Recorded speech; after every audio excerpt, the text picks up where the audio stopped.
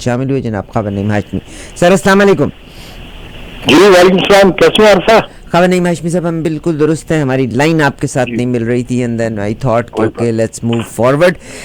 سر پاکستان کی صورتحال، آج پرائم منسٹر آف پاکستان نے قوم سے خطاب کیا اور پٹرول کی قیمت بھی کم کر دی، گیس کی قیمت وچ از نیکسٹ ٹو امپاسبل. آج رشیا کی صورتحال کے بعد تو پوری دنیا میں پٹرول کی قیمت، بیرل کی قیمت $100 کو کراس کر کے اوپر چلی گئی اور آج اب $4 اور قیمت بڑھ گئی ہے.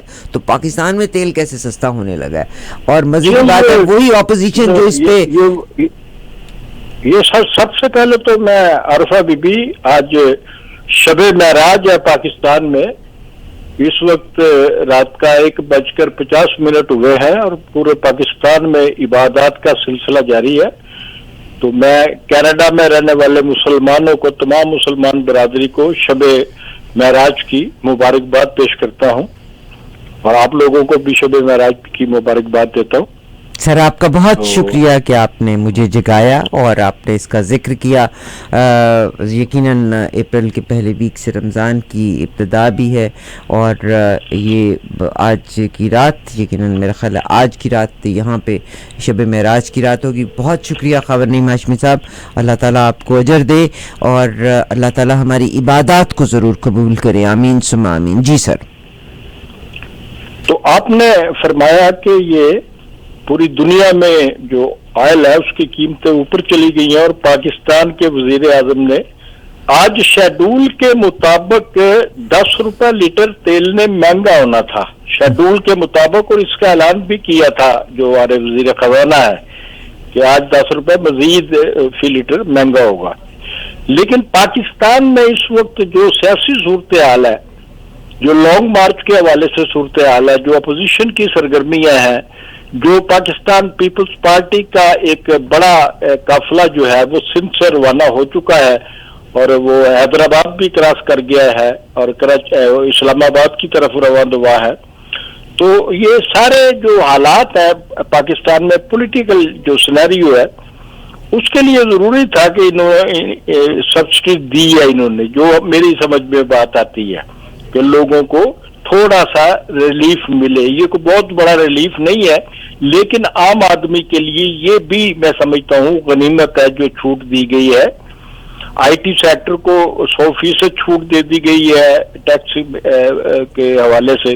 اوورسیز پاکستانی جو پاکستان میں سرمایہ کاری کرے انہیں 5 سال کے لیے ٹیکس کی چھوٹ دے دی گئی ہے. اور یہ بھی کہا گیا ہے کہ بجلی اور پیٹرول کی جو قیمتیں ہیں یہ اگلے بجٹ تک برقرار رہیں گی، یہ وزیر اعظم نے خود کہا ہے. تو بہرحال یہ ایک حصہ تھا وزیر اعظم عمران خان صاحب کے خطاب کا، قوم سے خطاب کا.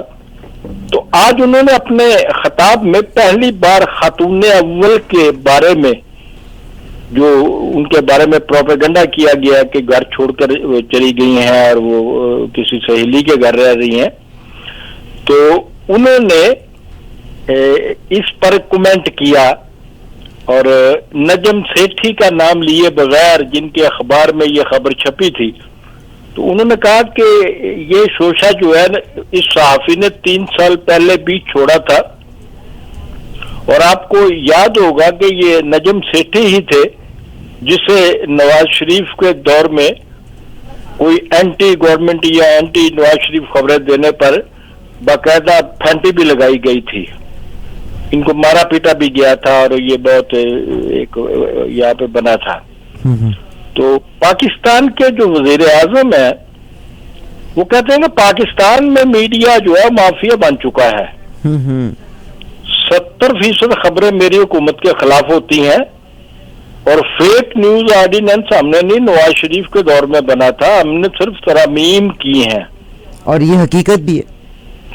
جی حقیقت بھی یہی ہے. تو بہرحال یہ تو مانا جا سکتا ہے کہ ترامیم کی ضرورت اس وقت پیش آئی جب بشرا بی بی کے بارے میں مبینہ طور پہ جو خبر آئی تھی وہ ایک شاکنگ نیوز تھی.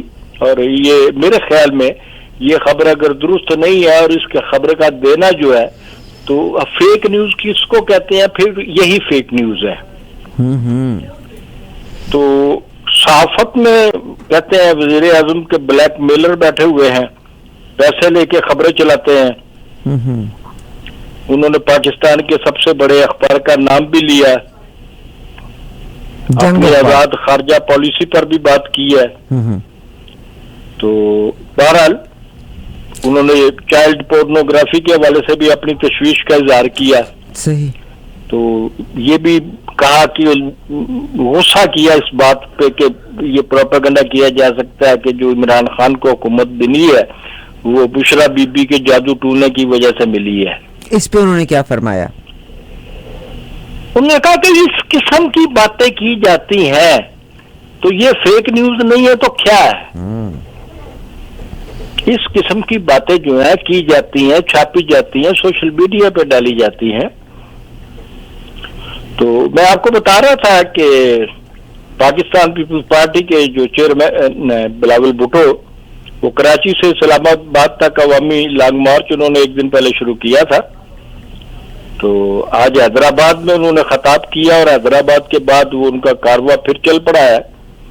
تو انہوں نے یہ جو خطاب ہے حیدرآباد میں, یہ وزیر اعظم کی تقریر سے تھوڑی دیر پہلے کیا, اور انہوں نے کہا کہ آج وزیر اعظم جو تقریر کرنے والے ہیں وہ اپنے خطاب میں اپنے استعفے کا اعلان کرے, نئے الیکشن کا اعلان نہیں کرتے اگر تو جیالے اسلام آباد پہنچے اور انہیں گھر واپس بھیج دیں گے.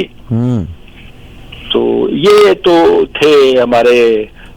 تو اس پہ اگر ہم کر رہے ہیں کہ جی اگر عمران خان کی حکومت واقعی گرا دی جاتی ہے اور ان کے خلاف واقعی تحریک عدم اعتماد کامیاب ہو جاتی ہے, تو میں ناظرین کے سامنے بھی سوال رکھوں گا, میں خود بھی اس سوال کا جواب دینے کی کوشش کروں گا. تو اگر عمران خان چلے جاتے ہیں, ان کی حکومت چلی جاتی ہے, تو پاکستان کا جو فیوچر کا پولیٹیکل سینیریو ہے, سیاسی نقشہ ہے, وہ کیا بنتا ہے؟ میرے خیال میں تو میں دال بٹے گی. آپ بالکل صحیح کہہ رہے ہیں, بالکل صحیح کہہ رہے ہیں.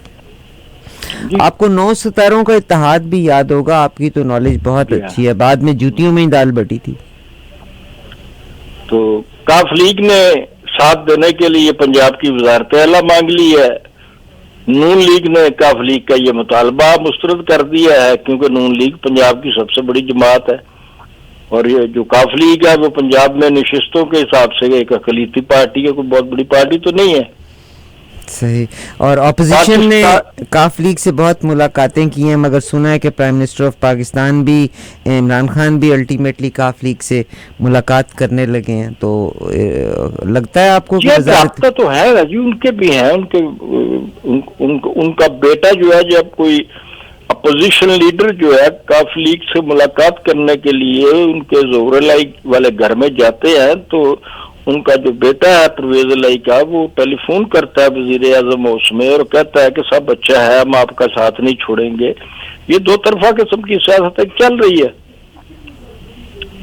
تو پاکستان پیپلز پارٹی جو ہے, جو اپوزیشن کی ہم بات کر رہے تھے کہ فیوچر میں کیا بنے گا, تو پیپلز پارٹی نے پیشکش کیا کہ شہباز شریف صاحب جو ہے وہ وزیر اعظم ہوں گے, مگر ظہور الہی صاحب کہتے ہیں کہ وہ ہوں گے.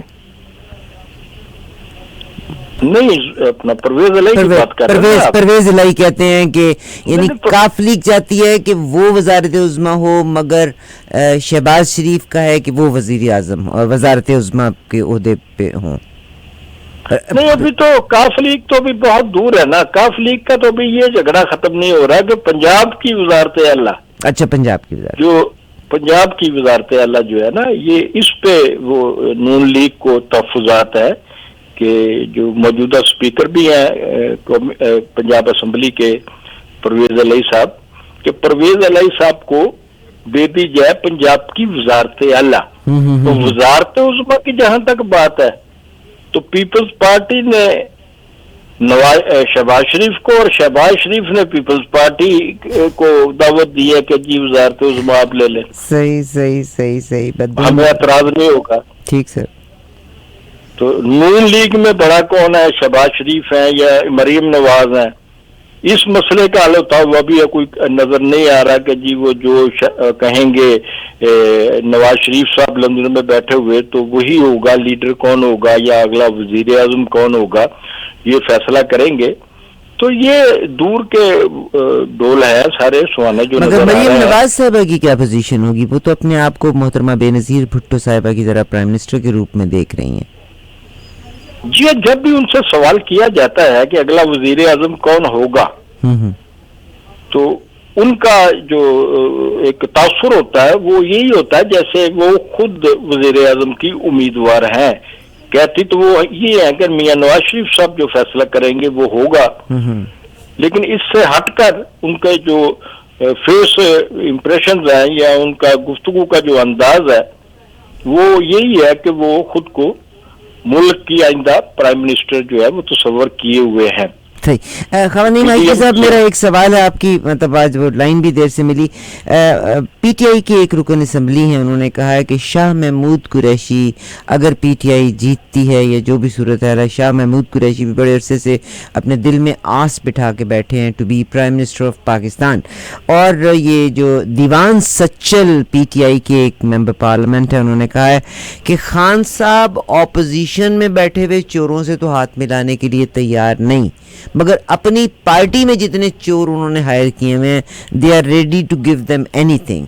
इस पे आप कुछ फरमाएंगे? जी, जब ये इनकी हुकूमत मर्ज वजूद में आई पीटीआई की, तो इनके मर्ज वजूद में आते ही उस वक्त मैं लाहौर में पाकिस्तान में एक अखबार है 92 रोजनामा 92 जी जी 92 न्यूज, मैं वहाँ पर्दा उठता है के नाम से कॉलम लिखता था। तो मैंने सबसे पहले जो कॉलम इनकी हुकूमत आने के बाद लिखा था वो यही है कि जब भी कभी इमरान खान की वजारत उज़्मा को खतरा हुआ तो बाहर वाले कामयाब हो ना हो, अंदर बैठा हुआ एक आदमी शाह महमूद कुरैशी जो है वो सबसे बड़ा उम्मीदवार होगा। सही। ये मैं शाह महमूद कुरैशी साहब को माजी से जानता हूँ, जब वो पीपल्स पार्टी में थे उस वक्त से भी जानता हूँ, तो इनसे काफी चीजें जानता हूँ। तो सर पॉजिटिव बात भी करते हैं कि वो उम्मीदवार जी, पॉजिटिव बात करते हैं। कहा जाता है कि इस वक्त कंप्यूटर की दुनिया है, टेक्नोलॉजी की दुनिया है। प्राइम मिनिस्टर ऑफ पाकिस्तान ने एक जो बड़ा अच्छा काम किया और पाकिस्तान में बड़े टैलेंटेड लोग मौजूद हैं। आईटी सेक्टर को टैक्स से 100% उन्होंने पाक कर दिया। इस पे कुछ फरमाएंगे? जी, मेरे ख्याल में ये क्योंकि इंडिया में इस वक्त हम इंडिया के मुकाबले में आईटी के सेक्टर में बहुत पीछे है। इंडिया जो है वो बहुत ज्यादा उनका वसीला आमदन जो है वो आईटी सेक्टर बन चुका है।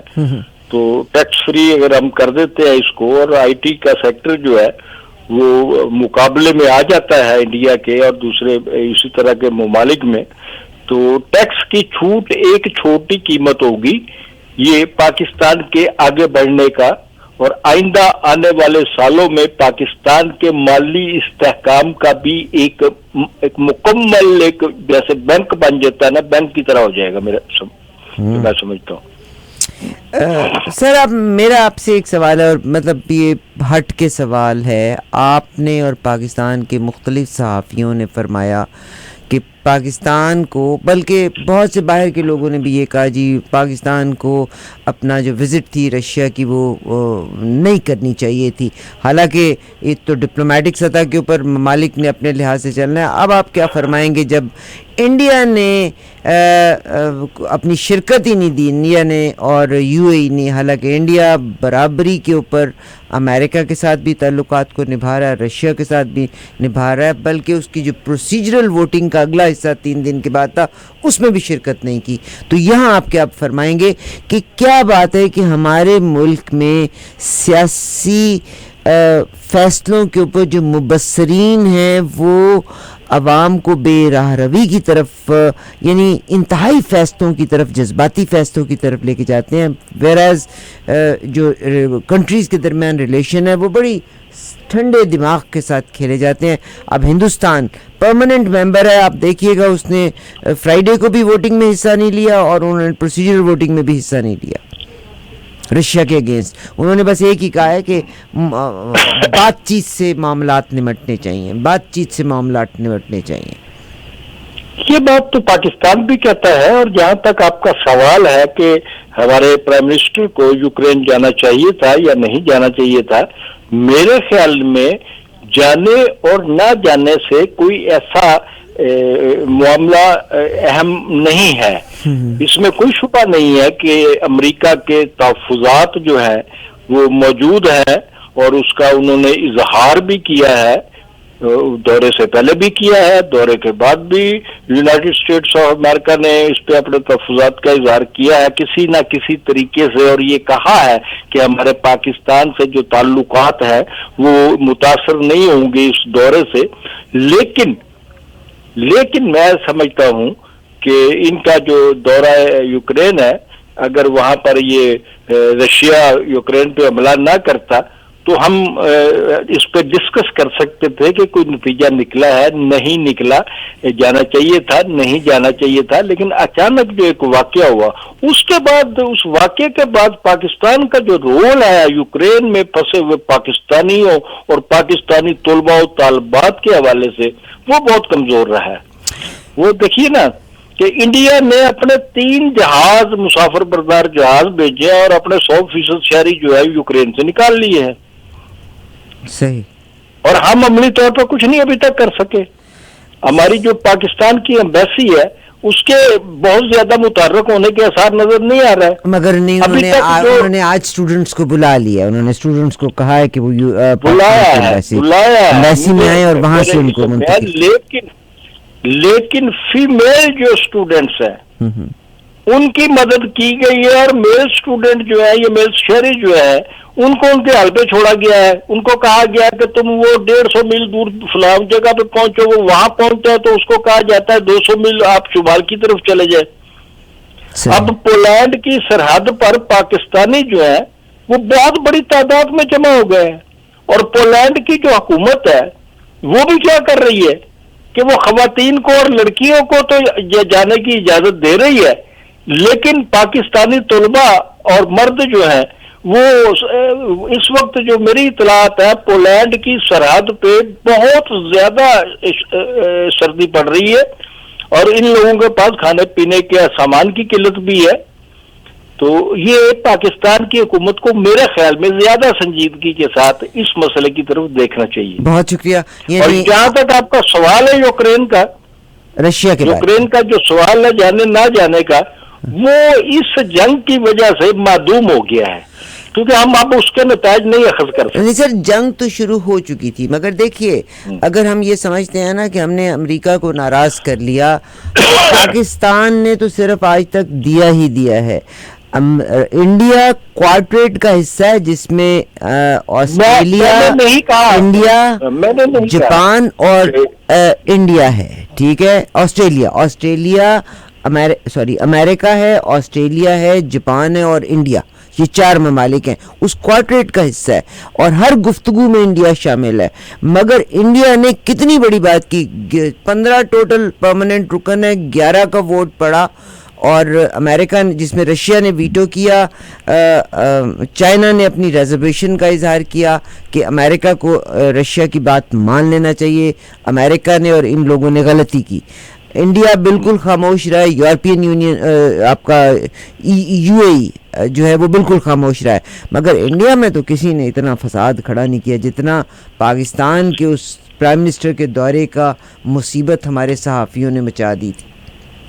میرے خیال میں ایسا نہیں ہے, اتنی نہیں مچائی, کیونکہ پاکستان جو خارجہ پالیسی پہ چل رہا ہے کہ جب پاکستان کی موجودہ حکومت یہ اعلان کر دیتی ہے کہ ہم انحصار نہیں کریں گے ماضی کی طرح یونائٹڈ اسٹیٹس پہ اور امریکہ کے ساتھ یک طرفہ تعلقات نہیں رکھیں گے, ہماری جو فارن پالیسی ہے وہ اوپن ہوگی اور سب کے لیے یکساں ہوگی, اور ہم وہ دوست بھی بنائیں گے جو امریکہ جنہیں پسند نہیں کرتا.